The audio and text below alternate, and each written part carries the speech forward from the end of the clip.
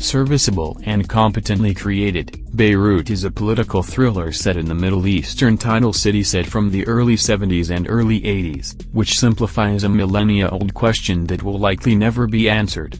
The story might have been set in 1072, 2072 as well as 3072.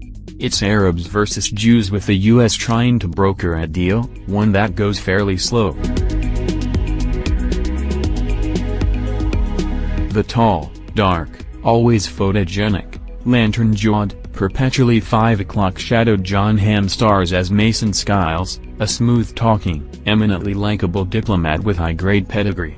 Mason was a protégé of Henry Kissinger and works a room like nobody's business. He presses the flesh and couches serious big talk into cocktail party small talk with the best of them. Mason would likely have ended up in the White House, if not for a terrorist attack at a party which resulted in the death of his Muslim wife and the kidnapping of their adopted son.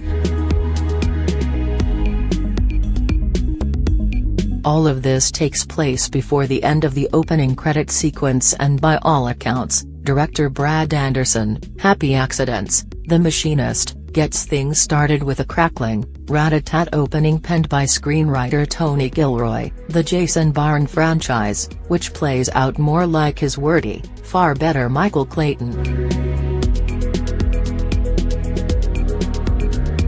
After the early exits of his wife and child, Mason returns to the States and becomes a negotiator in local union beefs which aren't at all sexy and high-end as his previous gigs.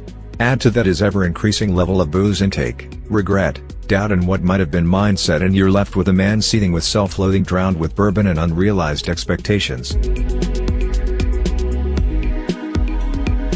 The narrative loses most of its credibility when Mason is called on by some of his old spook buddies, Dean Norris, Larry Pine, Shea Wiggum, who have reached a dead end trying to recover one of their own, a personal and former professional associate of Mason's.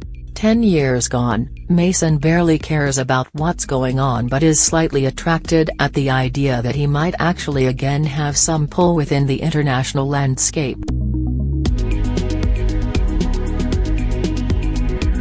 From this point on, Gilroy, and 4 other co-writers/script doctors, turn the story into far-fetched, James Bond territory minus the hot babes, wicked cars, fancy gadgets and interesting villains.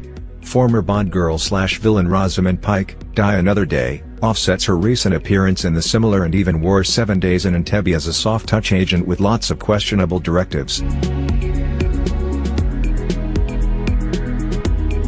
As the movie progresses, Hamm starts taking on more Bondish qualities but without the story hooks to support the narrative's previous claims.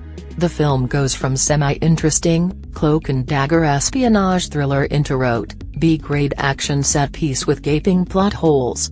The most obvious of these involve a pair of 11th-hour double crosses on both sides and a semi-ingenious end around by a third.